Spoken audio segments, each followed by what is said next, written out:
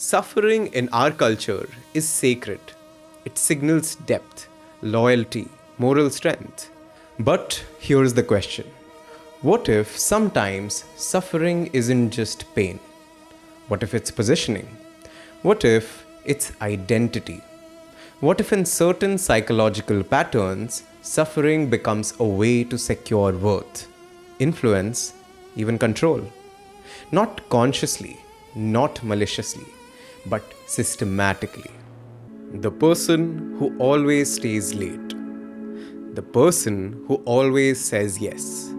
The person whose sacrifice doesn't go unnoticed. They insist they are fine. They insist they can handle it. They insist it's not a big deal. But somehow everyone knows how much they are carrying. They never ask for authority, yet they have it. Criticizing them feels cruel. Questioning them feels unfair. Saying no to them feels selfish. Their authority is not through dominance. It's through sheer endurance. We are wired to admire sacrifice. The exhausted parent who does everything. The employee who burns out but never complains. The friend who's always there even when it costs them. So we're going to look at what psychology actually says about martyrdom. Because beneath the surface of selflessness, there might be something more complex. We are taught early that sacrifice equals virtue. You don't just struggle, you glow with moral authority. There is a psychological pattern often called the Martyr Complex, which is a tendency to seek, amplify, or cling to suffering because it reinforces identity. Not just, I am tired, but I am a good person because I'm tired. Clinical descriptions frame it as excessive self-sacrifice, difficulty setting boundaries, and deriving validation from being indispensable. But modern social psychology goes deeper.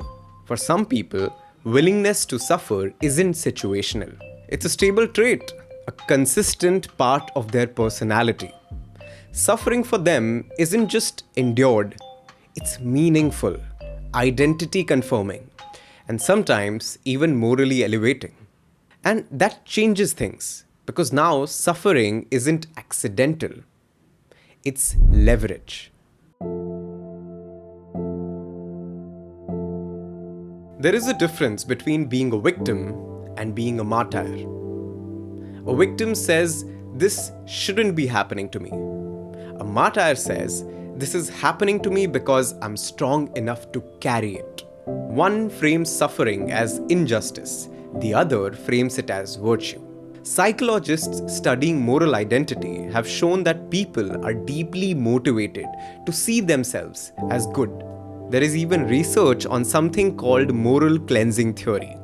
The idea that when our moral self-image feels threatened, we compensate through moral actions. We donate, we help, we sacrifice. But imagine extending that logic. If moral action restores identity, then visible suffering can reinforce it. There is an uncomfortable layer here. Moral superiority is expressed through exaggerated helpfulness. I'm the only one who really cares.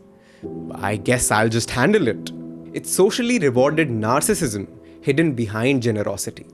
And here's the paradox. The martyr often believes they are the least selfish person in the room, while unconsciously centering everything around their own moral identity.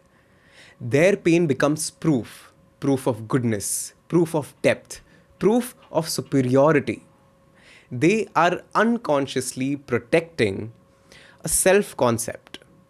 I am the selfless one. And the world rewards that narrative. We admire the one who carries everything. We distrust the one who sets boundaries. The martyr often oscillates between victim and rescuer. I do everything for everyone. That's a rescuer. No one ever helps me. That's a victim. It creates a loop. Overgive, feel unappreciated, gain moral leverage. Because suffering gives you something subtle. immunity. If you are the one sacrificing the most, who can challenge you? Who can accuse you of selfishness? Suffering becomes armor. You use this in relationships, in parenting, at work. When self worth is tied to endurance, people tolerate more. More stress, more imbalance, more exploitation. And they do it willingly because enduring hardship reinforces identity. And when your identity merges with a role, the helper, the savior, the loyal one, backing away feels like a moral failure. You're not just setting a boundary, you are betraying who you are. That's powerful conditioning. Corporations, countries, families, ideologies benefit from culture that glorifies self-sacrifice.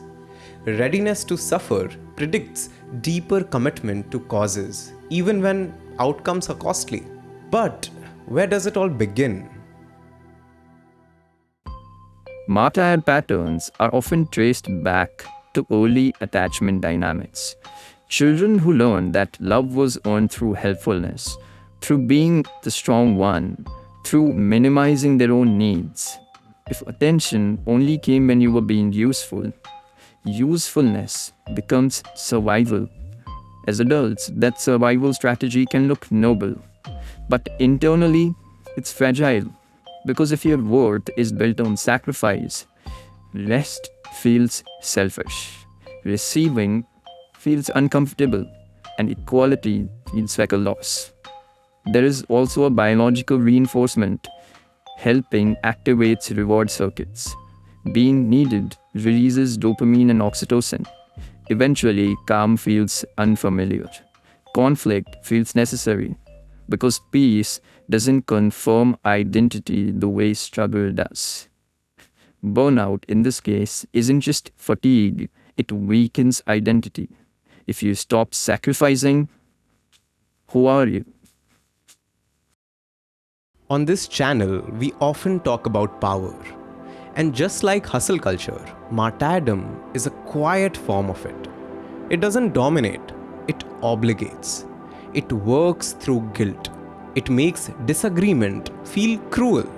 It makes the martyr indispensable. But real power might look different. It might look like choosing to help without needing the suffering that comes with it. Setting boundaries without losing identity. Being good without proving it. So let me ask you something that might sting a little. When you stretch yourself too thin, when you agree one more time, when you shoulder what was never really yours, is that kindness? Or is it a quiet bargain for validation? Maybe the most radical form of selflessness is not needing to suffer to prove it. And you can start with that right now. Click on that subscribe button, the most selfless act you can do without suffering. This is Bedroom Labs. We make videos about psychology of power, culture, and emotional conditioning, among other fiction content that's coming soon. I will catch you in the next one.